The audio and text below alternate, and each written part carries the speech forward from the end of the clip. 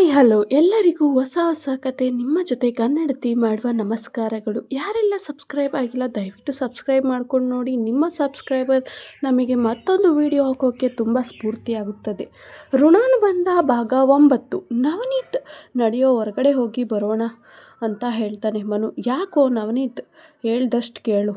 ಮನು, ನಾನೇ ಡ್ರೈವಿಂಗ್ ಮಾಡ್ತೀನಿ, ನೀನು ನಡಿಯಪ್ಪ ಅಂತ ಹೇಳಿ ಒಂದು ಡ್ರೈವಿಂಗ್ ಮಾಡಿಕೊಂಡು ಮನು ಕರ್ಕೊಂಡು ಹೋಗ್ತಾ ಇರ್ತಾನೆ. ದಾರಿಯಲ್ಲಿ ಹೋಗಬೇಕಾದ್ರೆ ಒಂದು ಬಾರ್ ಕಾಣಿಸುತ್ತೆ. ಅದನ್ನು ನೋಡಿದ ನವನೀತ್, ನಿಲ್ಲಿಸು ಮಗ. ಮನು, ಯಾಕೋ ಇಲ್ಲಿ ನಿಲ್ಲಿಸೋಕೆ ಹೇಳ್ತಿದ್ಯಾ? ನವನೀತ್, ನೀನು ನಿಲ್ಲಿಸು ಮಗ ಎಂದು ಗಾಡಿ ನಿಲ್ಲಿಸಿ ಮನು ಹೆಗಲ ಮೇಲೆ ಕೈ ಹಾಕ್ಕೊಂಡು, ಇವತ್ತು ನನಗಾಗಿರೋ ನೋವಿನಲ್ಲಿ ಇಲ್ಲೇ ಔಷಧಿ ಇದೆ ಬಾರು. ಮನು, ನೀನು ಕುಡಿಯಲ್ವಲ್ಲೋ? ಆದರೆ ಇವತ್ತು ಯಾಕೋ ಈಗಾಡ್ತೀಯಾ? ಇವೆಲ್ಲ ಬೇಡ ಬಾರೋ. ನವನೀತ್, ನನಗೆ ಆಗ್ತಿರೋ ನೋವಿಗೆ ನಾನು ಸತ್ತೋಗ್ಬಿಡ್ತೀನಿ ಅನ್ನಿಸ್ತಾ ಇದೆ, ಅದಕ್ಕೆ ಇದನ್ನು ತಗೊಳ್ಳೋಕ್ಕೆ ಕರ್ಕೊಂಡು ಬಂದಿದ್ದೀನಿ ಬಾರೋ. ಮನು, ಬೇಡವೋ, ನಿನಗಿದೆಲ್ಲ ಆಗಿ ಬರಲ್ಲ, ಸುಮ್ಮನೆ ಈಗ ಆಡ್ತಿದ್ದೀಯಾ? ಅಂಕಲ್ ಆಂಟಿಗೆ ಗೊತ್ತಾದರೆ ಇದನ್ನು ಸಹಿಸ್ಕೊಳ್ಳಲ್ಲ. ನವನೀತ್, ಮನುವಿನ ಮಾತನ್ನು ಕೇಳುವ ಸಂಯಮ ತಾಳ್ಮೆ ಎರಡೂ ನವನೀತಲ್ಲಿ ಇರಲಿಲ್ಲ. ಬಾರ್ ಒಳಗಡೆ ಹೋಗಿ ಕಂಠಪೂರ್ತಿ ಕುಡಿಯುತ್ತಾನೆ. ಅವನ ಕೈಯಲ್ಲಿ ನಿಲ್ಲೋಕ್ಕೂ ಆಗ್ತಿರಲ್ಲ. ಆದರೂ ಕೂಡ ಇನ್ನೂ ಬೇಕು ಅಂತ ಆರ್ಡರ್ ಮಾಡ್ತಾನೆ. ಮನು, ಸಾಕು ಕಣೋ, ಬೇಡ, ಇಷ್ಟೊಂದು ಕುಡಿಬೇಡ, ನಿನ್ನ ಆರೋಗ್ಯನೂ ಹಾಳಾಗುತ್ತೆ, ಪ್ಲೀಸ್ ಬಾರೋ. ನವನೀತ್, ಇಲ್ಲಿ ನನ್ನ ಕನಸು ನೆಮ್ಮದಿನೇ ಹಾಳಾಗೋಗಿದೆ, ಇನ್ನು ಈ ಆರೋಗ್ಯ ಎಲ್ಲ ಯಾವ ಲೆಕ್ಕ? ಸುಮ್ಮನಿರೋ ನೀನು.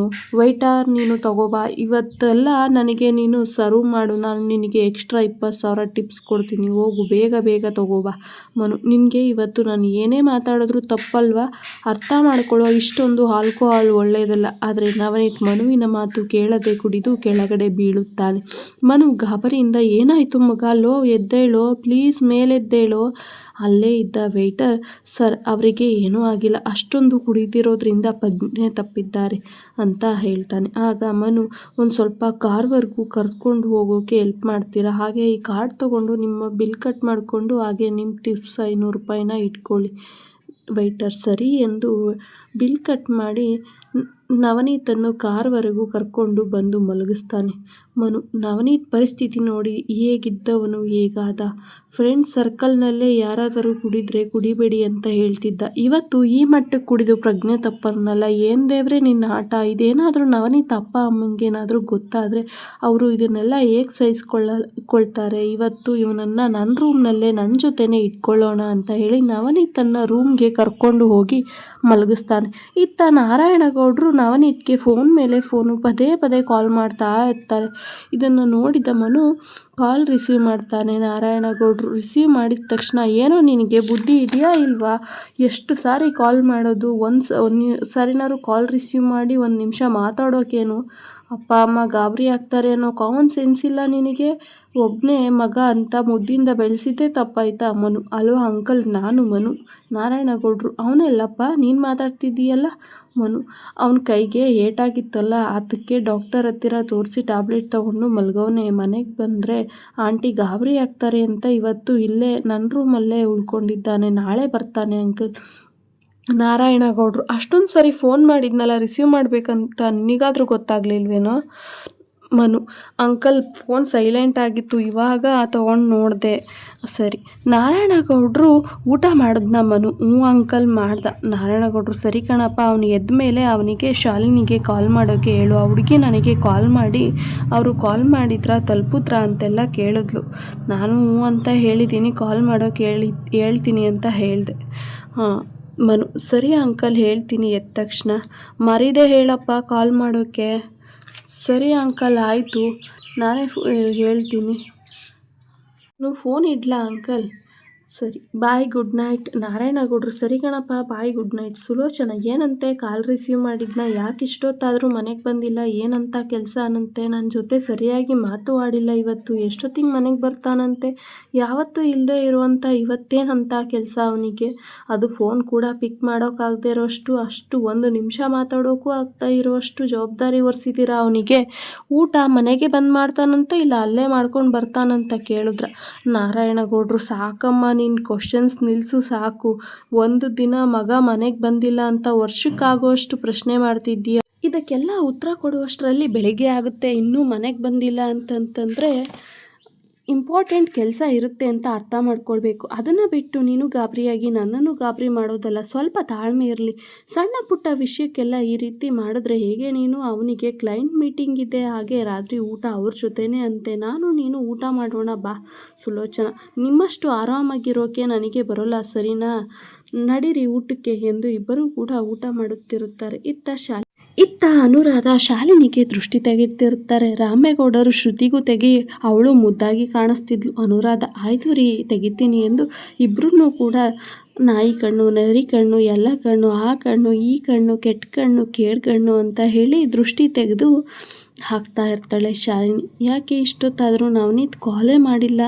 ಏನು ಮಾಡ್ತಾ ಇರ್ಬೋದು? ಇಷ್ಟೊಂದೆಲ್ಲ ಸರ್ಪ್ರೈಸ್ ಗಿಫ್ಟ್ ಕೊಟ್ಟು ನನ್ನ ಇಷ್ಟೊಂದು ಇಷ್ಟಪಡ್ತಾರೆ ಅಂತ ತೋರಿಸಿದ್ದಾರೆ, ಆದರೆ ಇನ್ನೂ ಕಾಲ್ ಮಾಡಿಲ್ವಲ್ಲ ಅಂತ ಮನಸ್ಸಲ್ಲೇ ಅಂದುಕೊಂಡು ಯೋಚಿಸ್ತಾ ಇರ್ತಾಳೆ. ಹಾಗೆ ನವನೀತ್ ಕೊಟ್ಟ ಗಿಫ್ಟ್ನ ಓಪನ್ ಮಾಡಿ ನೋಡ್ತಾಳೆ. ಅದರಲ್ಲಿ ಐಫೋನ್ ಇರುತ್ತೆ, ಅದರಲ್ಲಿ ಸಿಮ್ ಕೂಡ ಇರುತ್ತೆ. ಆ ಫೋನ್ನಲ್ಲಿ ಹಾಗೆ ಒಂದು ಸೆಲ್ಫಿ ತೆಗೆದುಕೊಂಡು ನೋಡ್ತಾಳೆ. ಅದರಲ್ಲಿ ಸಖತ್ತಾಗಿ ಫೋಟೋಸು ಚೆನ್ನಾಗಿ ಬರ್ತಾ ಇರುತ್ತೆ. ಅದನ್ನು ನೋಡಿದ ಶಾಲಿನಿ ಅದನ್ನು ಶ್ರುತಿಗೆ ತೊಗೊಂಡು ಬಂದು ತೋರಿಸ್ತಾಳೆ. ನೋಡು ಶ್ರುತಿ, ಎಷ್ಟು ಚೆನ್ನಾಗಿ ಬರ್ತಾ ಇದೆ ಫೋಟೋಸ್ ಎಲ್ಲ. ಹಾಗೆ ಇದ್ರ ಬೆಲೆ ಎಷ್ಟು ಗೊತ್ತಾ? ಶ್ರುತಿ, ಎಷ್ಟಾಗಿರ್ಬೋದಕ್ಕ? ಶಾಲಿನಿ, 3 ಲಕ್ಷ. ಶ್ರುತಿ, ನಿಜಾನ ಅಕ್ಕ? ಅಷ್ಟೊಂದು ದೊಡ್ಡ ಮೊತ್ತದ ಫೋನು ಸುಮ್ಮನೆ ದುಡ್ಡು ವೇಸ್ಟ್ ಅಲ್ವಾ? ಕಡಿಮೆ ದುಡ್ಡಿನ ಫೋನಲ್ಲೂ ಎಲ್ಲ ಇರುತ್ತಲ್ವ? ಶಾಲಿನಿ, ಇದ್ರ ಬಗ್ಗೆ ಎಲ್ಲ ನಿನಗೇನು ಗೊತ್ತು? ಈ ಹಳ್ಳಿಲೇ ನಿನ್ನ ಪ್ರಪಂಚ, ದಡ್ಡಿ ಥರ ಆಡ್ತೀಯ ಇವತ್ತು. ನವನೀತಮ್ಮ ಶಾಸ್ತ್ರದಲ್ಲಿ ನೆಕ್ಲೆಸ್ ಕೊಟ್ಟಿದ್ರಲ್ಲ, ಅದ್ರ ಬೆಲೆ ಆದರೂ ಎಷ್ಟು ಅಂತ ಗೊತ್ತಾ ನಿನಗೆ? ಗೊತ್ತಾದರೆ ತಲೆ ತಿರುಗಿ ಬಿದ್ದೋಗ್ತೀಯೇ ಏನೋ. ಶ್ರುತಿ, ಹಾಗಾದರೆ ಎಷ್ಟಿರ್ಬೋದಕ್ಕ? ಶಾಲಿನಿ, ಅದು ಡೈಮಂಡ್ ಕಣೆ, ಅದನ್ನು ತಗೊಳ್ಳೋದಕ್ಕೆ ಕೋಟಿ ಲೆಕ್ಕದಲ್ಲಿ ಖರ್ಚಾಗುತ್ತೆ. ಶ್ರುತಿ, ಹೌದಾ ಅಕ್ಕ? ನೀನು ತುಂಬ ಅದೃಷ್ಟ ಮಾಡಿದ್ದಿ. ಯಾವಾಗಲೂ ಖುಷಿಯಾಗಿರು. ಶಾಲಿನಿ, ನಾನು ತುಂಬ ಅದೃಷ್ಟ ಮಾಡಿದ್ದೀನಿ ಅಂತ ನನಗೂ ಗೊತ್ತು. ನೀನು ದೃಷ್ಟಿ ಹಾಕ್ಬೇಡಮ್ಮ ತಾಯಿ. ನೀವುಗಳು ದೃಷ್ಟಿ ಹಾಕಿಲ್ಲ ಅಂದರೆ ನಾನು ಖುಷಿಯಾಗೇ ಇರ್ತೀನಿ, ಸರಿನಾ? ಕೊಡು ಆ ನೆಕ್ಲೆಸ್ನ. ಎಷ್ಟೊತ್ತು ನೋಡ್ತೀಯಾ? ತುಂಬ ಬೆಲೆ ಬಾಳೋ ನೆಕ್ಲೆಸ್ ಅದು, ಜೋಪಾನವಾಗಿ ಎತ್ತಿಡೋಣ ಅಂತ ಹೇಳಿ ಶ್ರುತಿ ಕೈಯಿಂದ ನೆಕ್ಲೆಸ್ನ ಕಿತ್ಕೊಳ್ತಾಳೆ. ಕಿತ್ಕೊಂಡು ಬೀರ್ನಲ್ಲಿ ಇಡುತ್ತಾಳೆ. ಶ್ರುತಿಗೆ ಸಡನ್ನಾಗಿ ಬೇಜಾರಾದರೂ ಅದನ್ನು ತೋರಿಸಿಕೊಳ್ಳದೆ ಸುಮ್ಮನಾಗ್ತಾಳೆ ಶಾಲಿನಿ. ಅಪ್ಪ ಅವನ ಹತ್ರ ಬಂದು ಫೋಟೋಗ್ರಾಫರ್ ನಂಬರ್ ಕೊಡಿ. ರಾಮೇಗೌಡರು, ಯಾಕಮ್ಮ ನಿನಗೆ ಅವ್ರ ನಂಬರ್? ಶಾಲಿನಿ, ಇವತ್ತು ತೆಗೆದಿರೋ ಫೋಟೋಸ್ನ ಮೊಬೈಲಿಗೆ ಕಳಿಸ್ಕೊಳ್ಳೋಕೆ ಅಪ್ಪ ಕೊಡಿ. ರಾಮೇಗೌಡರು, ಸರಿ ತಗೊಳ್ಳವ ಅಂತ ಹೇಳಿ ಕೊಡ್ತಾರೆ. ರಾಮೇಗೌಡರು ಶ್ರುತಿಯನ್ನು ಗಮನಿಸುತ್ತಾರೆ. ಶ್ರುತಿ ಸಪ್ಪಗೆ ಇರುವುದನ್ನು ನೋಡಿ, ಏನಾಯಿತು ಮಗಳೇ? ಯಾಕೆ ತುಂಬ ಸುಸ್ತಾಯ್ತಾ ಕೆಲಸ ಮಾಡಿ? ಈ ರೀತಿ ಮುಖ ಬಾಡೋಗಿದೆ, ಏನಾಗುತ್ತಿದೆ ಮಗಳೇ? ಶ್ರುತಿ, ಏನಿಲ್ಲ ಅಪ್ಪ, ಇವತ್ತು ಬಿಸಿಲು ಜಾಸ್ತಿ ಇತ್ತಲ್ಲ, ಅದಕ್ಕೆ ಈ ರೀತಿ ಆಗಿದೆ ಅಷ್ಟೇ, ಬೇರೇನಿಲ್ಲ. ನೀವು ಊಟ ಮಾಡಿ ಮಲ್ಕೊಳ್ಳಿ. ನೀವು ತುಂಬ ಸುಸ್ತಾಗಿದ್ದೀರ, ಲೇಟ್ ಕೂಡ ಆಗಿದೆ. ಅಮ್ಮನೂ ನೀವು ಊಟ ಮಾಡಿಲ್ಲ ಅಂತ ಅವರು ಊಟ ಮಾಡದೆ ಕಾಯ್ತಾ ಇದ್ದಾರೆ, ಹೋಗಿ ನೀವು. ರಾಮೇಗೌಡರು, ಸರಿ, ನೀನು ಊಟ ಮಾಡ್ದವ ಮಗಳೇ? ಶ್ರುತಿ, ನಂದು ಆಯ್ತಪ್ಪ, ನಾನು ಹೋಗಿ ಮಲ್ಕೋತೀನಿ, ಬೆಳಗ್ಗೆ ಕಾಲೇಜ್ ಇದೆ, ಬೇಗ ಹೇಳಬೇಕು. ರಾಮೇಗೌಡರು, ಸರಿ ಮಲ್ಕೊಳ್ಳವ. ಇತ್ತ ನವನೀತ್ ಕುಡಿದ ಮತ್ತಲ್ಲಿ, ನನ್ನ ಹುಡುಗಿ ನನಗೆ ಬೇಕು, ಅವಳಂದರೆ ನನಗೆ ತುಂಬ ಇಷ್ಟ, ಅವಳನ್ನು ನಾನು ತುಂಬ ಪ್ರೀತಿಸುತ್ತಿದ್ದೇನೆ, ಅವಳು ನನ್ನ ಬದುಕು, ನನಗೆ ಬೇರೆ ಹುಡುಗಿ ಬೇಡ. ಮನು, ಸುಮ್ಮನೆ ಮಲ್ಕೊಳ್ಳೋ. ನವನೀತ್, ಆಗಲ್ಲ ಕಣೋ, ಅವಳು ಕಣ್ಣೋಟನೇ ನನ್ನ ಕಾಡ್ತಿದೆ, ನನ್ನ ಮನಸ್ಸು ಅವಳು ಬೇಕು ಅಂತ ಕೇಳ್ತಿದೆ, ನನಗೆ ಇವಳನ್ನು ಒಪ್ಪೋಕ್ಕಾಗಲ್ಲ, ಅವಳಿಲ್ಲದೆ ಬದುಕು ಶೂನ್ಯ ಅಂತ ಅನ್ನಿಸ್ತಿದೆ, ನನಗೆ ಅವಳು ಬೇಕು. ಮನು, ಇವಾಗ ಊಟ ಮಾಡೋ, ಆಮೇಲಿಂದ ಕರ್ಕೊಂಡು ಬರ್ತೀನಿ. ನವನೀತ್, ನನಗೆ ಊಟ ಬೇಡವೋ? ಅವಳ ನಗು ನನ್ನನ್ನು ಪ್ರಶ್ನೆ ಮಾಡ್ತಿದೆ, ನನ್ನ ಇಷ್ಟಪಟ್ಟು ನಮ್ಮ ಅಕ್ಕನ ಕೈಗೆ ಹೇಗೆ ಉಂಗುರ ಹಾಕ್ತೆ? ನಿನ್ನ ಮನಸ್ಸಾಕ್ಷಿ ಹೇಗಾದರೂ ಒಪ್ತು, ನೀನು ನಿಜವಾಗಲೂ ನನ್ನನ್ನು ಪ್ರೀತಿಸಿದ ಅಂತ ಅವಳ ನಗು ನನ್ನನ್ನು ಚುಚ್ಚಿ ಚುಚ್ಚಿ ಕೊಲ್ಲುತ್ತಿದೆ ಕಣೋ. ಹೀಗಿರಬೇಕಾದ್ರೆ ನನಗೆ ಹೇಗೆ ಊಟ ಸೇರುತ್ತೆ? ನೀನೇ ಹೇಳು. ನನ್ನ ಮನಸ್ಸು ಕೂಡ ನೀನು ಮೋಸ್ಕರ, ನೀನು ಮಾಡಿದ್ದು ದೊಡ್ಡ ತಪ್ಪು ಅಂತ ಹೇಳ್ತಿದೆ. ಮನು, ಇದನ್ನೆಲ್ಲ ನಾಳೆ ಯೋಚನೆ ಮಾಡೋಣ, ಇವಾಗ 1-2 ತುತ್ತು ಊಟ ಮಾಡು. ನವನೀತ್, ನನಗೆ ಬೇಡ. ಮನು, ಹೇಳಿದ ಮಾತನ್ನು ಕೇಳು, ನಾನೇ ತಿನ್ನಿಸ್ತೇನೆ, 1-2 ತುತ್ತು ತಿಂದು ಮಲ್ಕೊ. ಒಂದು ಸಣ್ಣ ವಿಚಾರಕ್ಕೆ ಹೀಗೆಲ್ಲ ರಿಯಾಕ್ಟ್ ಮಾಡ್ತಿದ್ದೀಯಲ್ಲ, ನಿನಗೆ ಸರಿ ಅನ್ನಿಸ್ತಿದ್ಯಾ? ಏನೋ ಇನ್ನೂ ಚಿಕ್ಕ ಮಕ್ಕಳ ಥರ ಹಠ ಮಾಡ್ತೀಯ. ನವನೀತ್, ಯಾವುದೋ ಸಣ್ಣ ವಿಷಯ, ಅವಳು ಮುಂಗುರುಳು, ನೀನು ಮೋಸಗಾರ ಅನ್ನೋದಾ? ಅವಳ ನಗು ನನ್ನ ಪ್ರಶ್ನೆ ಮಾಡೋದಾ? ಇಲ್ಲ ನನ್ನ ಮನಸ್ಸಾಕ್ಷಿ ಇವಳನ್ನು ಒಪ್ಪದೇ ಇರೋದಾ? ನಾನು ಮನುಷ್ಯನೇ, ಬೇರೆ ಏನೂ ಅಲ್ಲ. ಒಬ್ಬಳನ್ನು ಇಷ್ಟಪಟ್ಟು ಇನ್ನೊಬ್ಬಳನ್ನು ಮದುವೆ ಆಗೋಕ್ಕೆ ಬೇರೆ ಏನೂ ಅಲ್ಲ. ನೀನು ಪ್ರೀತಿ ಮಾಡಿದರೆ ಗೊತ್ತಾಗ್ತಾ ಇತ್ತು ಯಾವುದು ದೊಡ್ಡ ವಿಷಯ, ಯಾವುದು ಚಿಕ್ಕ ವಿಷಯ ಅಂತ. ಬಂದುಬಿಟ್ಟು ಉಪದೇಶ ಕೊಡೋದಲ್ಲ, ಒಳ್ಳೆ ದೊಡ್ಡದಾಗಿ ಮನು ತಪ್ಪಾಯ್ತಪ್ಪ, ನಿನ್ನ ಕಾಲಿಗೆ ಬೇಕಾದರೂ ಬೀಳ್ತೀನಿ, ಇವಾಗ ನನ್ನ ಕ್ಷಮಿಸ್ಬಿಡು, ಬಂದು ಸ್ವಲ್ಪ ಊಟ ಮಾಡು. ಯಾವ್ದು ಸಣ್ಣ ವಿಷಯ ಯಾವುದು ದೊಡ್ಡ ವಿಷಯ ಅಂತ ನನಗೆ ಅಷ್ಟು ಗೊತ್ತಾಗಲ್ಲ, ನಾನು ನಿನ್ನಷ್ಟು ಬುದ್ಧಿವಂತನೂ ಅಲ್ಲ. ದಯವಿಟ್ಟು ಈಗ ಸ್ವಲ್ಪ ಊಟ ಮಾಡೋ, ಹೇಳಿದ್ದನ್ನು ಅರ್ಥ ಮಾಡ್ಕೊಳ್ಳೋ. ತುಂಬ ಕುದಿದೀಯ ಕಣೋ, ಆರೋಗ್ಯ ಕೂಡ ಹಾಳಾಗುತ್ತೆ. ಊಟ ತಿಂದಿಲ್ಲ ಅಂತಂದರೆ ಒಳಗಡೆ ಕರುಳು ಸುಟ್ಟೋಗುತ್ತೆ. ನವನೀತ್, ಏನೂ ಆಗಲ್ಲ, ನನ್ನ ಜೀವನನೇ ಸುಟ್ಟೋಗಿದೆಯಂತೆ, ಇನ್ನು ಕರುಳು ಸುಟ್ಟೋದ್ರೆ ಯಾವ ಲೆಕ್ಕ ಬಿಡೋ. ನೀನು ನನ್ನ ಜೊತೆ ಡ್ರಾಮಾ ಮಾಡಬೇಡ ಮನು. ಹಾಗಲ್ವೋ, ಹೇಳೋದನ್ನ ಅರ್ಥ ಮಾಡ್ಕೊ. ಯಾವತ್ತೂ ಕುಡಿದೇ ಇರೋನು ಇವತ್ತು ಕುಡ್ದಿದ್ದೀಯ. ಅಪ್ಪ ಅಮ್ಮಂಗೋಸ್ಕರನಾದರೂ ಊಟ ಮಾಡು. ಅದನ್ನು ಬಿಟ್ಟು ಈ ರೀತಿ ಪದೇ ಪದೇ ಅದೇ ಹಾಡು ಅದೇ ರಾಗ ಅನ್ನೋ ರೀತಿ ಹಾಡ್ತಾ ಇದೆಯಲ್ಲ. ಊಟ ಮಾಡು ಅಂತ ಹೇಳ್ತಾ ಇರೋದು, ನಾನು ಬಾಕಿದೇನು ಹೇಳ್ತಾ ಇಲ್ಲ. ನಿನ್ನ ಈ ಪರಿಸ್ಥಿತಿನೇನಾದರೂ ಆಂಟಿ ಅಂಕಲ್ ನೋಡಿದ್ರೆ ಸುಮ್ಮನೆ ಇರ್ತಾರಾ? ಅವ್ರು ಹೇಗೆ ರಿಯಾಕ್ಟ್ ಮಾಡ್ತಾರೆ ಅಂತ ಯೋಚನೆ ಮಾಡಿದ್ದೀಯಾ? ನೀನು ಒಬ್ಬನೇ ಮಗ ಅಂತ ಎಷ್ಟು ಮುದ್ದಿಂದ ಬೆಳೆಸಿದ್ದಾರೆ ಅವರು, ನೀನು ಕೇಳಿದ್ದೆಲ್ಲನೂ ಕೊಡಿಸಿದ್ದಾರೆ.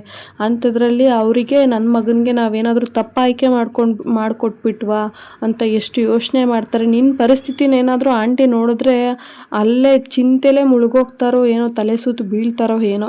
ಅವ್ರ ಬಗ್ಗೆನೂ ಯೋಚನೆ ಮಾಡ್ಬೇಕು ತಾನೇ. ಅದನ್ನು ಬಿಟ್ಟು ಈ ರೀತಿ ಎಷ್ಟು ಆಡ್ತಾ ಇದೆಯಾ ಅಂತಂತಂದರೆ ಭಾಳ ಆಡ್ತಾ ಇದೆಯಾ ನೀನು. ಇರಿಟೇಷನ್ ಮಾಡ್ತಾ ಇದೆಯಾ.